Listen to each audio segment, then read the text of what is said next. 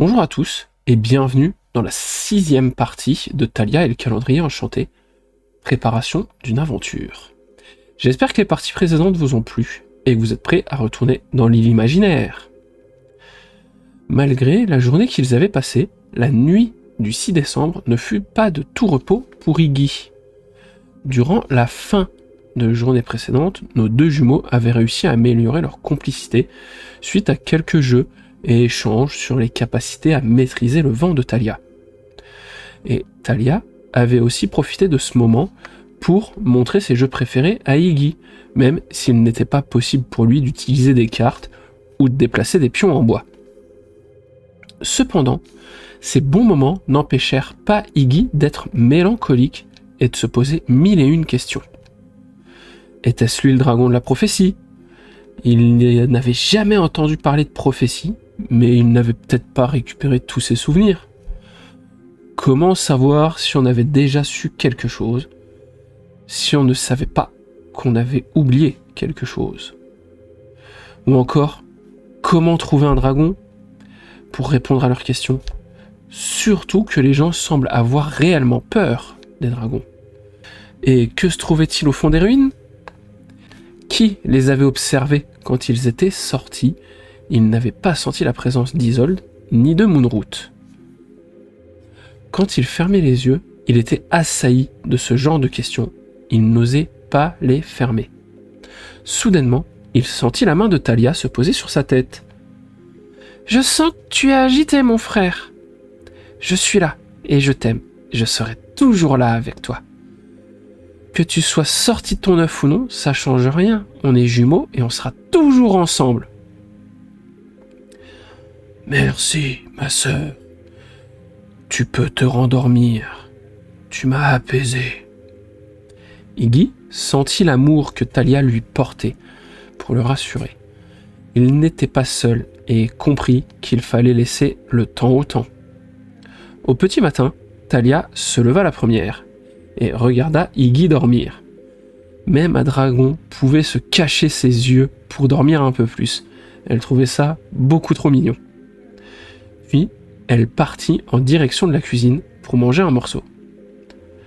Quand Iggy daigna se réveiller, il alla rejoindre Thalia dans la cuisine. « Merci Iggy, pour hier. Pendant des années, j'ai rêvé pouvoir jouer avec toi. Je suis si heureuse que l'on ait pris du temps hier. J'avais peur que l'on n'en fasse pas, car on a plein de choses à faire, je sais. » La voix tremblotante, Thalia reprit. « Mais c'est bien de s'amuser. On est encore des enfants. Et même si trop souvent je veux être grande, mes parents me répètent souvent de profiter de mon enfance car on n'en a qu'une. C'est compliqué. On me dit d'être une enfant, puis des fois on me dit que non. » Iggy approcha sa tête près de Thalia pour lui faire un câlin. « Ne t'inquiète pas, pour moi aussi c'est important de m'amuser avec toi. Après tout, nous sommes jumeaux. » Après ce moment touchant et un bon petit déjeuner, Iggy reprit la parole pour parler sérieusement. « Thalia, maintenant que nous sommes seuls, la magie sombre qui te fait peur, et je pense de la magie noire. » Thalia prit peur à l'évocation de ces mots. Iggy reprit. « Ne t'inquiète pas, la magie noire n'a de noir que le nom. Contrairement aux magies élémentaires qui puisent leur force de l'extérieur, la magie noire puise de ce qui se trouve à l'intérieur de nous. Elle a appelé la magie noire pour plusieurs raisons. Elle fait appel à la puissance des émotions que l'on ressent, et elle n'a besoin de rien d'autre que la puissance de l'utilisateur. » Thalia, intriguée suite à ces révélations, « C'est pour ça que quand j'ai peur, je sens une grosse force que je peux utiliser. » Iggy hocha la tête. Thalia reprit. « J'ai compris. Comment faire pour le vent ? Tu peux m'aider pour la magie noire, s'il te plaît ? » Il va falloir apprendre à maîtriser tes émotions, quelles qu'elles soient. C'est une autre des raisons pour laquelle la magie noire fait peur. Les mages noirs de haut niveau ont une grande maîtrise d'eux. Et quelqu'un qui se maîtrise, même sous la colère, peut faire peur et surprendre. Talia n'était pas sûre d'avoir compris. « C'est un peu compliqué tout ça, mais si tu me demandes de souffler et d'être calme, ça, j'ai appris à le faire. Dans ce cas, j'aimerais retourner dans les ruines. Papa étant parti, il ne nous attendra plus à la maison. Puis on peut aussi inviter Célestia. J'ai trop envie de jouer avec elle. Allez, dis oui, s'il te plaît. » « Je ne peux rien te refuser. Préparons nos affaires et allons lui proposer de dormir chez nous. » « D'accord, comme ça on lui explique tout à la maison et si elle veut venir, on pourra partir tout de suite après. » Suite à cette conversation, nos amis terminèrent leur petit déjeuner, puis partirent en direction de la maison de Célestia. Encore une fois, lors de leur passage dans le village, plusieurs personnes prirent peur d'Iggy et de Talia. Des enfants qui autrefois se sentaient supérieurs ou se moquaient de Talia, de sa joie de vivre alors qu'elle n'était faible et sans jumeaux, n'osaient plus se moquer d'elle. Une fois nos amis arrivés devant la maison de Célestia, ils virent sa mère de dos. « Bonjour madame! Avec mon jumeau, pendant que nos papas ne sont pas à la maison, on voulait inviter Célestia à la maison pour dormir avec nous. Elle peut venir s'il vous plaît ?» La mère de Célestia, une femme grande avec une chevelure d'un roux étincelant arrivant au niveau de ses épaules, se retourna pour voir qui lui parlait. En se retournant, elle vit en premier Iggy. Elle eut peur et eut un mouvement de recul qui montrait sa surprise. « Bonjour! Si je me trompe pas, vous êtes Iggy, le jumeau de Talia, enchanté! Veuillez m'excuser pour la peur que j'ai pu lancer transparaître.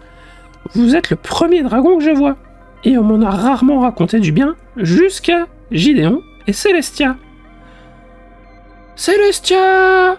Talia et son jumeau souhaitent t'inviter, es-tu d'accord ?» Plusieurs minutes passèrent, sans aucune réponse. Puis, Célestia arriva avec ses affaires. « Oh oui, on est prêt avec Glacia !» Talia et Iggy cherchèrent Glacia, mais ne le virent point. Célestia rebondit en voyant nos amis scruter le paysage pour trouver Glacia. « Il est là, dans mon pendentif ! Regardez, on a réussi à développer nos pouvoirs. Et comme on souhaite être discret, on a réussi à le rapetisser. C'est trop pratique. » Le pendentif, qui ornait le cou de Célestia, était en forme d'étoile. Il contenait de l'eau et un bloc de glace. Dans le fond, une image de Célestia et de ses parents. Nos amis retournèrent à la maison de Talia et Iggy. Entre l'aller et le retour, et les discussions de nos amis, il commençait à se faire tard. Une fois arrivée, Talia expliqua son plan à Célestia. « Oh, vous voulez aller faire un tour dans les ruines? C'est une aventure qui me donne très envie. Par contre, la nuit, j'ai peur. On pourrait faire ça demain matin, s'il vous plaît ?» Ils prirent la décision de partir le lendemain pour éviter d'aller dans la forêt de nuit, parce que c'est un coup à se perdre. Ils préparèrent tout ce dont ils avaient besoin pour leur pérégrination du lendemain, avant de manger. Une fois le moment du repas passé, ils profitèrent pour jouer à quelques jeux de société et se couchèrent, pleins de curiosité pour le lendemain. C'est avec nos amis qui dorment que nous allons nous quitter. Juste avant, je souhaitais vous demander si cela vous a plu. N'hésitez pas à donner votre avis dans les commentaires et surtout à partager vos idées ou théories, ça m'intéresse beaucoup. En attendant de vous retrouver, j'espère que ce petit tour dans l'imaginaire vous a plu.